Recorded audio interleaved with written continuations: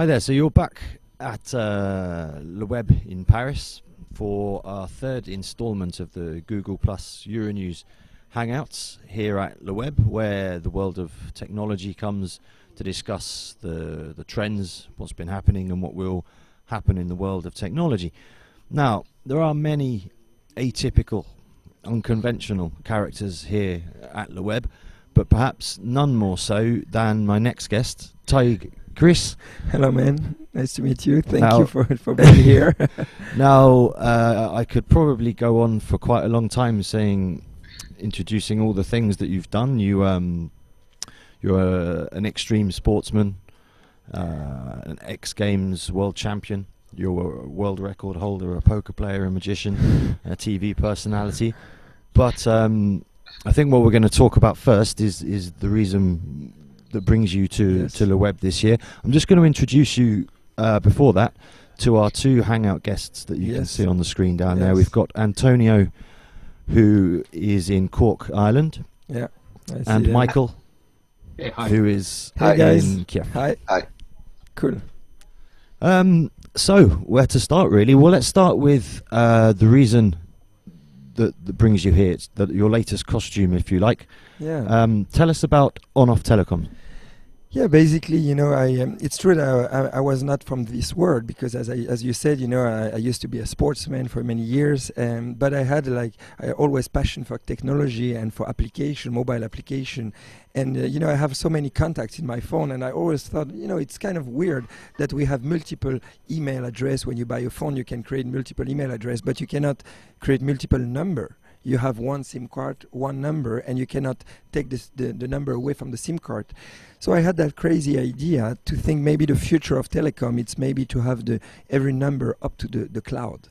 And to have a technology that interconnects those numbers straight to any SIM card you want using the GSM network from the operator, so not through the VoIP, through the internet. And when I imagined that, then I started to think only of that, working hard, finding a team, making some telecom partnership, and more. After some months of hard work, I managed to create with my team an application, mobile application, that is not yet presented. So you are not going to find it online yet, because the official announce is going to be beginning of January. But basically, you will download that application that's called Onoff. And in one click, you can get multiple mobile phone number, and you can call and receive call and text people, even if they don't have the app, instantly with the real GSM network from the operators. And so, who is this app for? What's the market you're going for? Wow, I mean, there are so many. It's like basically when you buy an iPhone, everyone do what he wants with the iPhone. So basically, with a technology like that, with the cloud number, you could have one number for your family, another number for your friend, another number for your business. Like that, you can turn each of them on or off as you wish. You want to spend a weekend with your family, and you don't want the business number to bother you. You put the number off of business. But as well, I don't know, if you sell your car on eBay, after selling your car, you just erase the number for the eBay car, and then it's gone. Or for people go in a party, you meet, I don't know, a beautiful girl or girl meeting a beautiful guy, and you buy the number for the night, and next morning you throw it away. So there are million ways to use it. It's really up to people. The good thing is the simplicity and the flexibility. You just download and instantly you have the number. But it's still, I know, like, people want to see now the app. They are like, okay, that's great. I want to see how it works. I want to see how simple. So you have to wait a little bit. In a few weeks, you will see online videos, everything, and you will be able to download it for free. And you're producing this with a team of engineers in Estonia. Why Estonia? The way I did it, I found a telecom partner here in France. The company is a French-based company, but I realized that I need a huge team of engineers, because technically it was the most complicated technology that exists for mobile application. And right away, I raised some money, thanks God, to my friends. I thought, okay, I will give opportunities to all my friends to be part of that beautiful adventure. And I realized that the money that I've raised was not enough in France unfortunately the salary are big. So I thought, okay, in Estonia, it's a great country. My best friend was living there. He's helping me to find the right team, and then I moved myself there, and we built a team of about 20 people to create that beautiful app.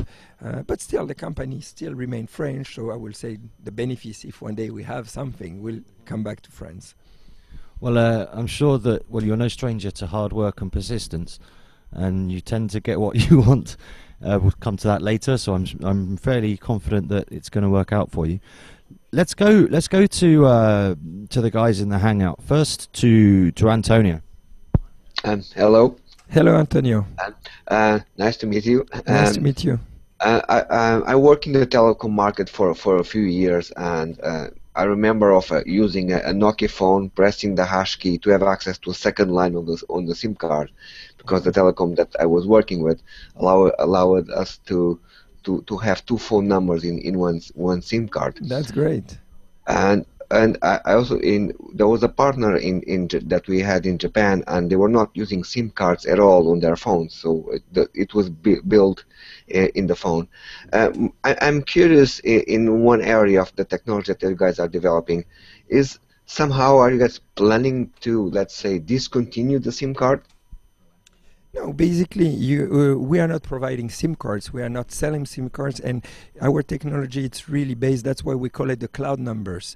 So basically, we own so many mobile phone number, and we put them in the cloud, and we interconnect those mobile phone to any SIM cards that you have. So basically, if you buy Onoff, because the application is called Onoff. If you buy an Onoff number, you can use it by any phone, any SIM cards. If, for example, you have no battery on one phone, you can log out from that smartphone and log in on another phone, so another SIM card, and instantly have the same phone available on another phone.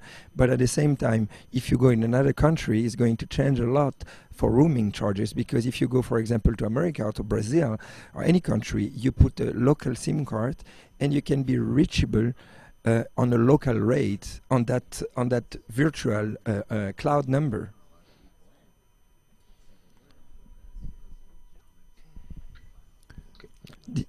Okay. Did you 1 second? Because I didn't hear your answer. Sorry, go on, Antonio. Go on.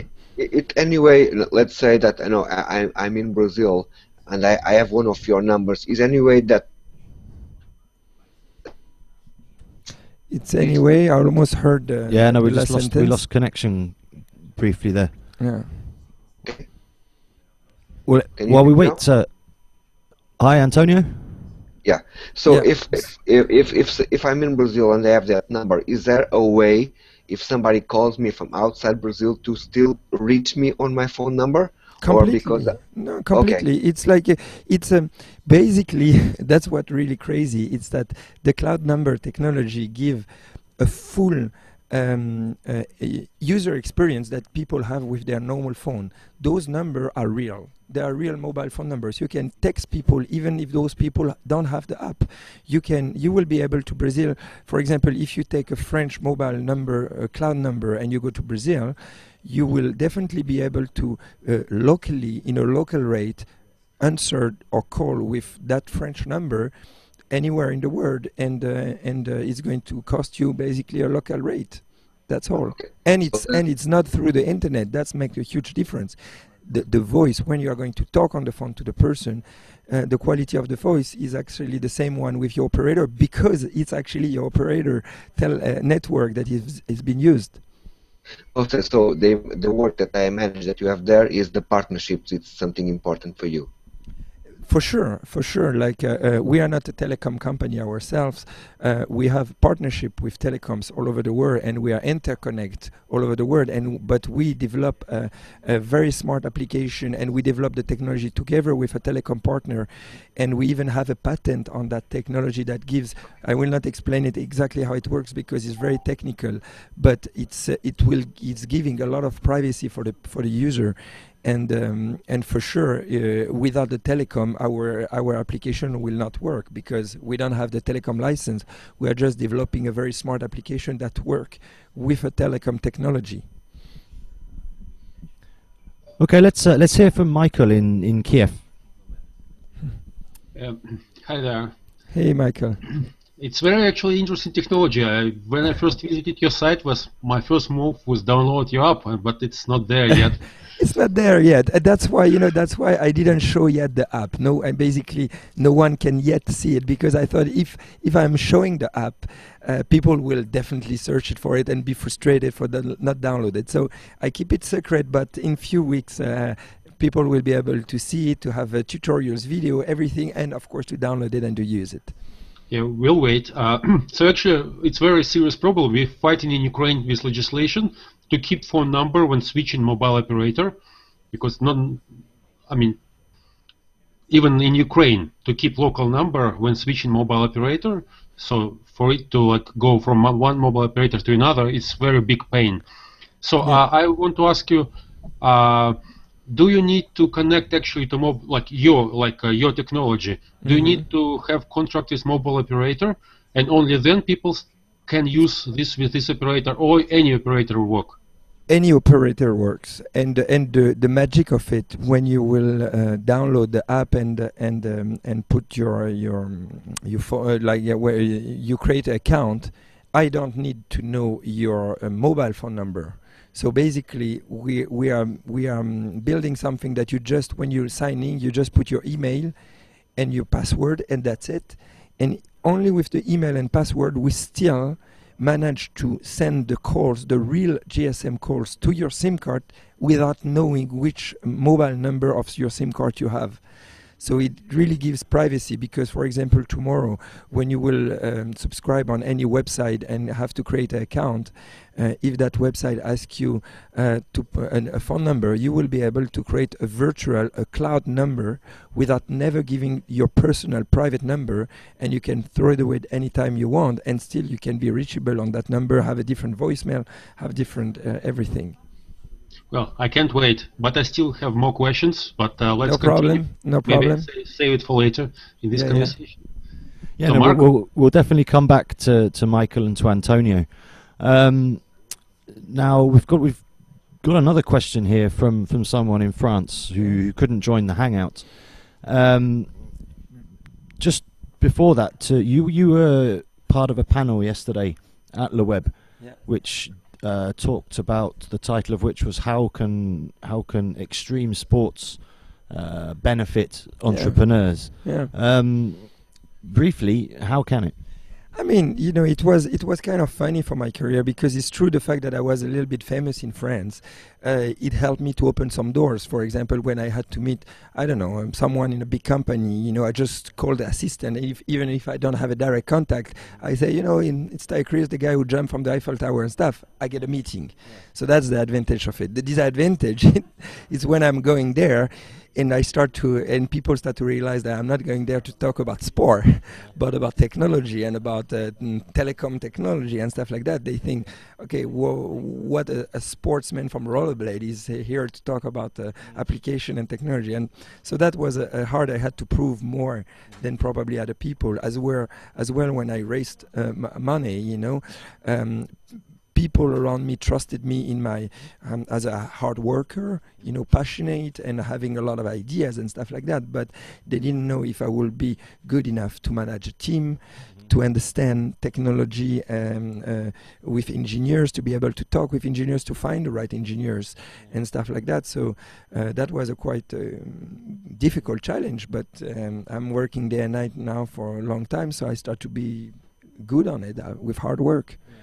Now, the question that we've got on Google+, hey Taig, tell us how we can help young people to become entrepreneurs, even in France. That's from Jérôme. Wow. Well, I mean, the good thing, especially with technology now, it shows that everything is possible, because when you see, especially now, look, the application that I've created, it's on Telecom, and everybody, in a way, think that normally the Telecom is unreachable, you understand? Plus, it was not my work. I didn't know anything about that 1.5 years ago. So it's really giving us a very positive message to the young people, saying, you have to have the good idea, of course, because ideas are changing the world. We are in a constant evolution world that what was yesterday is going to be different tomorrow. So I will say the young people, they just have to try to imagine how could be the evolution of technology and fight hard to find a way, in a legal way, technical way, and never give up. And maybe big story will happen. I mean, we hear that every day. You know, sometimes a young kid of 17 years old can invent something that a huge multi-billion company didn't invent. And so they really, now with the internet, you can learn everything from everywhere. So the barriers are there's no barriers. And they just have to trust from themselves and fight hard for it. Now, it's perhaps one of the things that I find the most remarkable about your path to where you are now, is that your world record at the Eiffel Tower. So you free fell for 40 feet, 40, I believe. Yeah, 40 meters. Yeah. But even more impressive than that was the fact that you managed to get through all of the red tape and all of the bureaucracy and all of the problems with sponsors. It was unreal, man. I don't know, the people in France are familiar with your story, but for those who are not, it's really quite incredible. It is actually, you're right. The real challenge is almost there, because of course to jump it's scary, but that's what I was used to do it for years, to make big jumps and stuff like that. But to convince the government, to convince the sponsor, to convince because I could kill myself in real time. I mean, of course I train everything, but it was very difficult to manage to convince those politicians to trust me and to give me the chance to jump from the Eiffel Tower. But I always tried to innovate. I was always like that. I always tried to think behind barriers and stuff like that, and think everything is possible. So when I went to every politician every day, I did maybe 150 meetings. I didn't sleep for nights and nights making design on Photoshop for 3D presentation, files from 100 pages. Many times I got like the governments refused the event, you know, and I had to go back and convince, and I didn't give up. And so yeah, I try to put the same energy now in my company. It was a little bit the same thing, because convincing big operators, when you are not from a technology like that, to build together something new, it was the same kind of challenges, you know. I mean, as someone myself who lives in France, I know about the red tape, and I know that the barriers that you come across with local authorities, oh, you can't do this because for such and such a reason. And at each point, you managed to find a way around the problem, whether it was that you couldn't touch the grass underneath the Eiffel Tower, or you couldn't touch the Eiffel Tower itself. Exactly. Like basically every time I tried to put myself in the position of the people in front of me, when, for example, the mayor of Paris or the president of the Eiffel Tower were telling me obligation that they have, for example, the Eiffel Tower, he said, you cannot build the structure on the Eiffel Tower, you cannot touch the Eiffel Tower. And I understand him, I cannot be mad at him, because if, I don't know, my ramp make the whole Eiffel Tower break down, imagine it's not possible, you know. So I could not be mad at them. And every time when they were giving me a difficulty like that, I was taking that and try to be innovative as much as possible, and to keep the dream but finding solution about it. And I think at the end, what really moved everyone is that I had so many belief in my project and so many passions, and I was really I wanted to give such a strong message, positive message, like, yeah, you can do everything, through that jump, that the governments in the end said, okay, we are going to be part of the dream, and okay, we are going to do something with him big. Every time they closed the door, you just kept knocking at the door, and you didn't take no for an answer. Oh no. I mean, it's when I truly believe in something, if people tells me no every day, I cannot accept it, because in my heart I think they are wrong, and I have to find a way to show them they are wrong. Yeah. There's just one more question that I've got before we go back to Antonio, to Michael, and to Jerome, who's got another question. And it's to do with your unconventional childhood, if you like. Oh, yeah. Now, you didn't go to school. Zero, not even one day. Do you think that the fact that you didn't go to school and you had this upbringing, which was, like I say, completely atypical, it helped you to think outside the box, and it helped you to think that every time the local authorities saw, no, you can't do that, you found a way. You are 100% right. Of course, the fact that I never went to school, I have some. I am, I don't have any diploma, and maybe I've learned English when I was 20, so I have the French accent. I cannot take it away. So of course, if I would have go to school younger, maybe some things will be better. But at least my parents teach me, as you say, to think out of the box and to think that everything is possible, and also, since I didn't have people to put me rules, I built my own way of thinking and of finding solutions. So basically, when I have a project in mind, I am really flexible to adapt and to reinvent. I give you an example when everybody left the event because when the government refused for my big jump, refused to give me the authorization, I was alone. I say, okay, if it's like that, doesn't matter. I spend every night on the computer and I will do the technical file myself. So of course I didn't know at the beginning how to do it. I spent nights and nights doing 3D presentation, trying to read the official text and stuff, but my education helped me to adapt very fast. And that's a strength, it's true. At the same time, we're not condoning parents not sending their kids to no, school. Of course not. Stay in school, kids. Yes, of course. As I said at the beginning, it's an advantage to go to school, but at the same time, I think you have to go to school, but at the same time, keep such an open mind to be flexible and learn fast from everything and to be independent, not follow the rules too much. Otherwise, you miss your originality. And well, let's go back to Michael, who said he's got more questions for you. Go ahead, Michael. Yep. I think my question is aligned with previous one. I think there should be some shift in paradigm or mentality. Before, when you was going for sports, you was kind of like just practicing, doing organization. When you was TV person, you were making shows. But now you need to manage actually people. You need to work with big spreadsheets with all these numbers of like 3-year development plan, blah, blah, blah.